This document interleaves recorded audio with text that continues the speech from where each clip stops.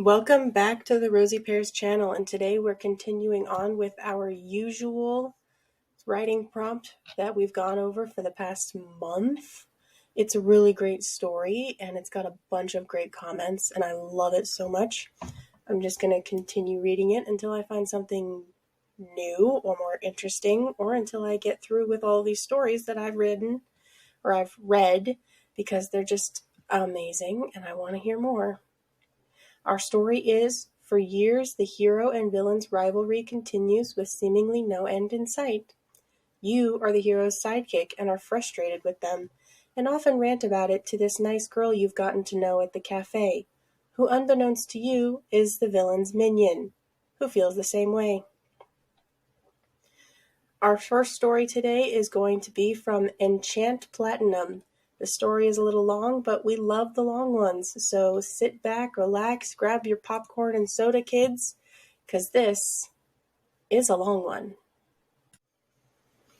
You know, he took a deep breath, the pads of his fingers returning a ghastly white as he squeezed his thermos, then returning to normal as he forced himself to relax.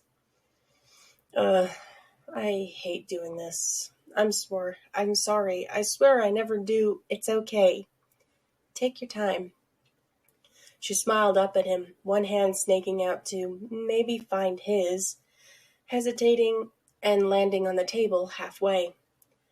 Yeah, of course. Sorry. I just wanted to say I'm a veteran, you know? I did my tour, returned for a second. I served my country, you know? For better or for worse. His eyes turned down, boring a hole in the fake knot of the wooden table, his voice growing hushed as he suddenly became cognizant of the quiet atmosphere in the small, cozy cafe. He scanned the other customers warily, making sure he hadn't caused a scene. From one corner to another, a man absent-mindedly sipping a rich espresso, a mother trying to wrangle two wispy-haired kids, a woman lost in her computer screen, wistfully typing away, and then her. Her brunette hair was tied back in a loose ponytail. Her clothes were casual, but in an effortless way he could never manage for himself. She preferred a muted dark palette in seemingly everything but her earrings, which twinkled with a rainbow of shades as they caught the last droplets of orange afternoon sun. Her eyes, above all, were fixed on him, and suddenly he couldn't bring himself to analyze her further. He couldn't afford to study her, to make sure she wasn't a threat as he had with everyone else who got too close. If he looked too close, thought too long, he might lose her. What were the odds exactly that the 1001st stranger would be the only one out to get him? She nodded gently, encouraging him to continue. All the angry, bitter words he had wanted to spill caught in his throat. I feel like I can do more.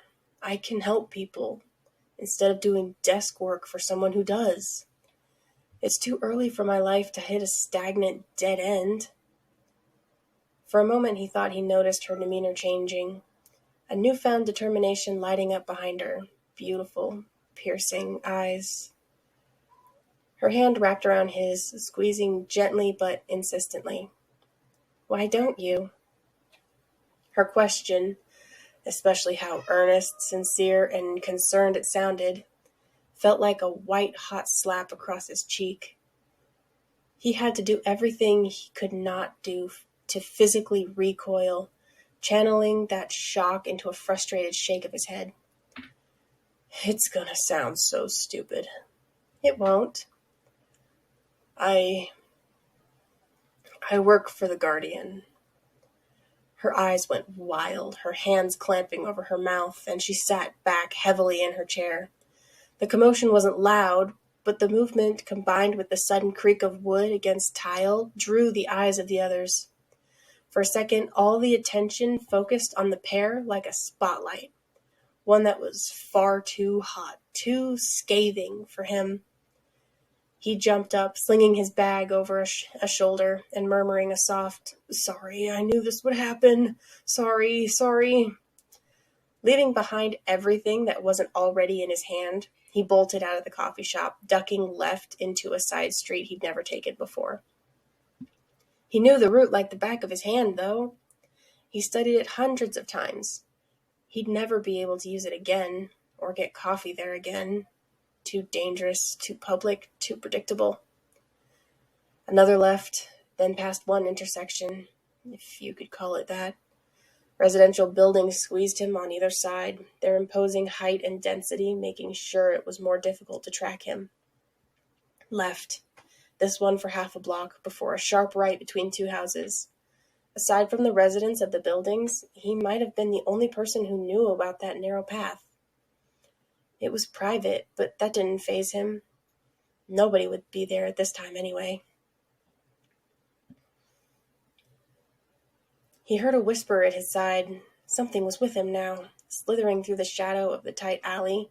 Faster and faster, it was gaining on him. He knew there was no outrunning it. Pivoting shortly on a heel, he assumed a fighting stance, facing down the vague outline he could now clearly see barreling towards him. A moment passed, and it was upon him, a mist of black smog, churning and roaring.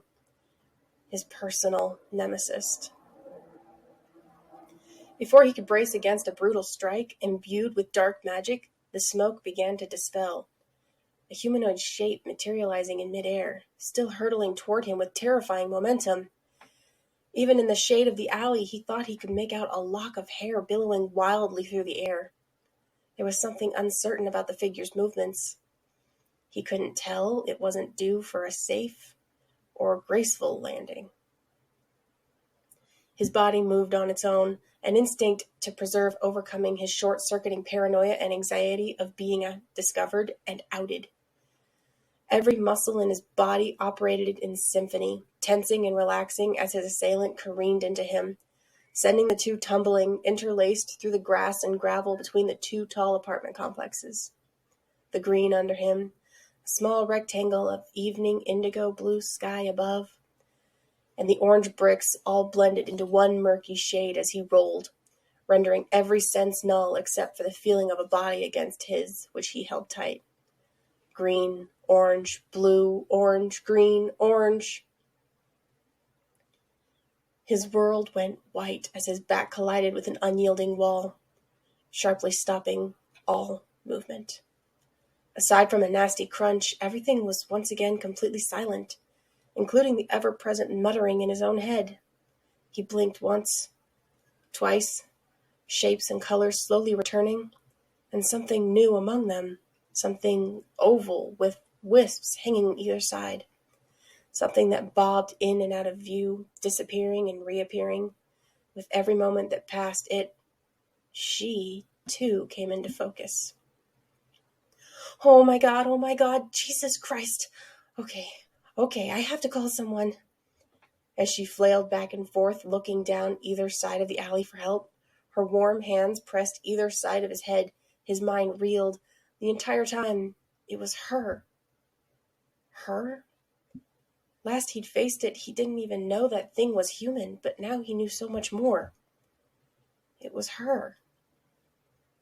She ripped a phone from an inside pocket of her jacket, trembling hands failing to type even 3 numbers. Tears had formed in the corners of her eyes as her desperation and helplessness mounted. A hand found her wrist. Blood pouring down his face, one arm bent in a way that turned her stomach. He fixed his gaze on her, stone-faced. You can't be here when they come. You have to run. Now. Go! She dropped the ringing phone, shambling away, clutching her ribs. Halfway towards the light, she froze, unable to take another step and leave him crumpled alone. I'll find you. Go! And go she did, praying they would talk again. I know this wasn't the longest story that I've ever read, but my recording software doesn't really seem to like when I go above 10 minutes for some reason. Like, it's difficult for it to understand when I go up to 17 minutes. It goes to some sort of problem with the recording, and all of a sudden there's just issues. And without getting into it, I'm just going to have to say that this story, like all the others, is just my favorite. I love these stories, and I always want to know more, and I want to read more, and I want to see more. But I'm going to sign off pretty quickly on this one.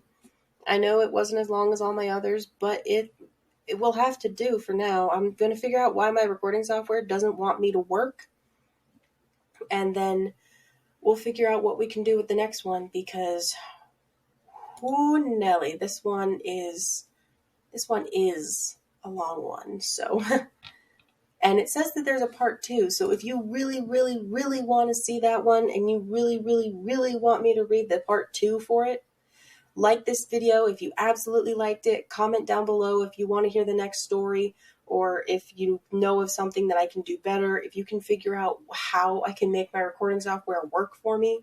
And if you absolutely love this story and you love these videos, you can share them with friends and family. Be like, hey, I found this new person and she has this goal that I'm probably telling you for the first time, that I want to get to at least 100 subscribers by the end of the year. If I get more than that, awesome. If I get less, well, I need to figure out what I'm doing wrong and fix it.